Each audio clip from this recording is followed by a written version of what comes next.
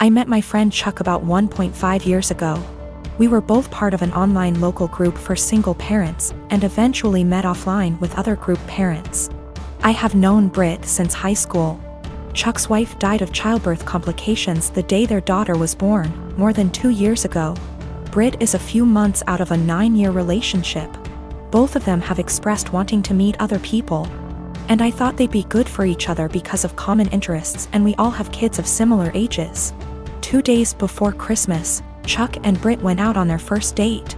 I kept Chuck's daughter at my house so the two could have some more time together without him having to worry about the baby. The plan was for her to spend the night. She's done it before and gets along great with my 3-year-old girl. But Chuck knocked on my door at 11 p.m. to get his daughter. He barely said a word to me, and I could tell he had been crying, but he wouldn't tell me what was wrong. The next day, I asked Britt what happened. She said that they had dinner and a couple drinks. Things were going excellent. She said she felt like they had great chemistry and were even getting physical at his house. But he suddenly told her to stop and to leave immediately.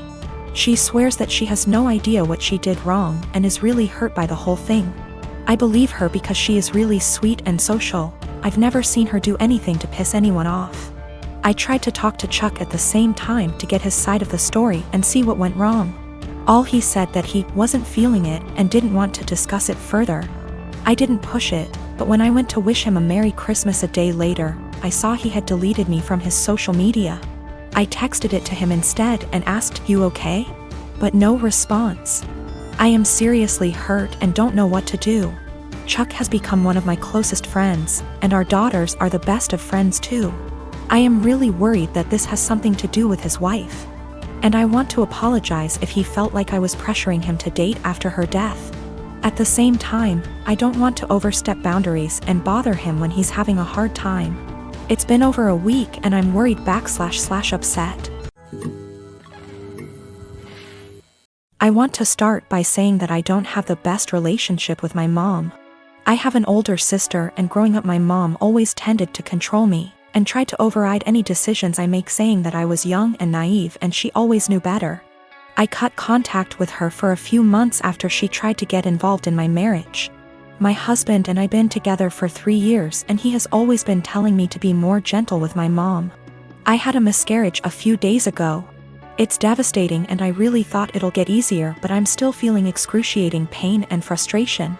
We were happy and excited, but all that disappeared suddenly, and it was hard for me to take because I thought everything was fine. I didn't tell anyone, especially since I'm currently dealing with some health issues. I didn't tell anyone in the family. My husband promised not to tell until I'm ready. My mom kept asking me questions and brought up my pregnancy constantly, and my answers were short.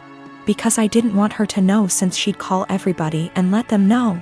She's always like this, that's why I tend to keep things private. I decided to not visit for a couple of days, hoping she'd stop asking questions. Then I found out on FB that my mom announced my miscarriage on her page, and I didn't know about that. I was shocked. I freaked out when I started getting calls from family members, and I have no idea how many people knew about it. I was so mad to the point of shaking. Everyone kept berating me for not telling them. I called my mom and I yelled at her. She defended herself, saying that she was just looking for support and that I should have told her about it first time she asked what was wrong. I asked her who told her, and she said she had a talk with my doctor, but I shouldn't be mad because she's my mom and she had the right to know what's going on. I argued with her about getting involved in my personal life and disregarding my feelings and cutting me off guard like that. I went to the doctor and I lashed out at her for releasing my private medical information to my mom and causing me to deal with everyone asking why I was hiding my miscarriage from them, even though I was just waiting for the right time. I told my doctor that I was going to file a complaint against her the same day, since she didn't respect my privacy, and decided to give my mom information about my medical records. My mom heard and started berating me, saying it wasn't the doctor's fault and that she was a friend of hers she knew years ago, but I didn't know about it. She said that I went too far and acted like my family were strangers. She said that she's my mom and I didn't need to overreact like that. All I needed was time and space. Now I have to deal with all this stress and I'm a mess right now. My brother texted me a few minutes ago and said he wants to come over and talk to me. He was the first to call me and berated me and said that I was being hostile towards everyone for no reason. I haven't replied to his text yet, but I don't want to see anyone right now. I can't take one more word from them. So I live in a flat with 3 other people, childhood best friend, a guy from my uni course and his cousin. For the most part we get along really well and rarely have disagreements. However, this has been a real point of contention lately. About 6 months ago I began a relationship with a guy I've known for a couple of years. I know it's still a fairly new relationship, but I really like him. He makes me really happy and we're pretty serious about each other. Up until recently, he would come visit me at my flat 3 to 4 times a week. This was mostly due to the fact that I have chronic fatigue and going on proper dates can be really challenging for me. Instead of going out to dinner or a film or whatever, we'd just chill in my room or the living room, watch TV and get takeout or cook together. I didn't really consult anyone about this because all the other flatmates have their partners over as often if not more so, and he rarely spends the night and usually leaves before 10 p.m. because of his work schedule. So the issue, 2 weeks ago, comes to me and tells me that I need to stop having my boyfriend over because it's starting to get annoying. I asked her why and she said it's irritating to have someone who doesn't live there, skulking around all the time. I pointed out that her boyfriend sleeps over 3 nights a week and thus is here more often than mine, and she claimed that was different because they've been together for 11 years and are moving in together once her lease is up. She said she's discussed it with the other flatmates and they've all agreed he needs to stop coming over or he has to chip into the rent, because it's getting ridiculous. Note: nobody else's partner chips in on the rent. I confirmed with the other 2 that yes, this is an agreement they've made. Though my best friend said basically made her agree by threatening to cut off the Wi-Fi and utilities, which are in her name, if she didn't. I asked if this rule applies to everyone, but apparently it's just me. I pointed out that it's unfair and was basically told to deal with it.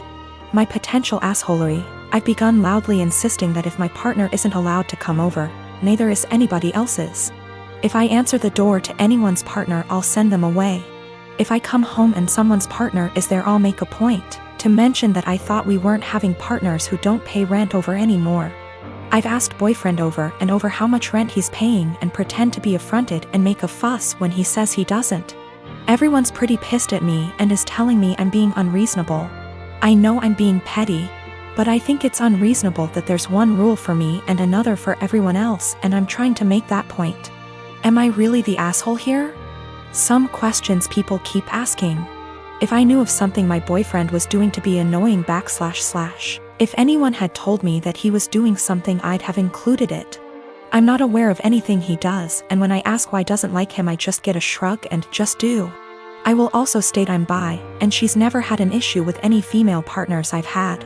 We don't hang out in the living room much. We literally only use it if there's something we want to watch that I can't get on my bedroom TV and there's nobody else in there.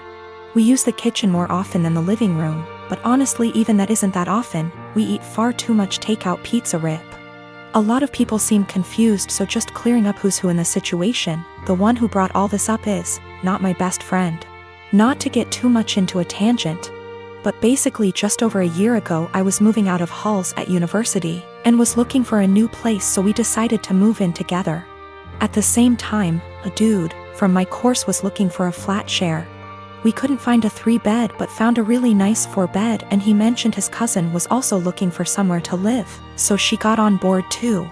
I only met her last year and we don't really know each other very well. By chronic fatigue I mean chronic fatigue syndrome. Sorry, that's apparently so unclear. My dad practically gave me up to his sister from the moment I was born.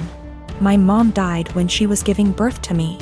And my aunt told me he never recovered from that because he blamed me for her dying. It hurt a lot as a kid that at family events he would ignore my existence. When I was a little older he got more vocal about me killing her, and he can't stand to look at my face. You can imagine the amount of therapy that put me in. I used to go to church crying because I was scared about going to hell for doing that to my mom. That's how much his words me up. But the shitty part was that I never stopped trying to be accepted by him. After my high school graduation, he told me to never bother him again since he legally has no obligation to me anymore, since he was sending my aunt money to take care of me. Around that time is when I finally started accepting that reality, so from there we moved on with our lives. My aunt doesn't talk to me about him.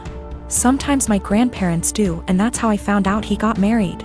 They were mad he didn't invite me to their wedding, but to me it didn't matter because we're not close. But it was his wife who wanted to meet me. It's the first time ever that he wants to make contact, and it was to pretty much say she wants me on their life.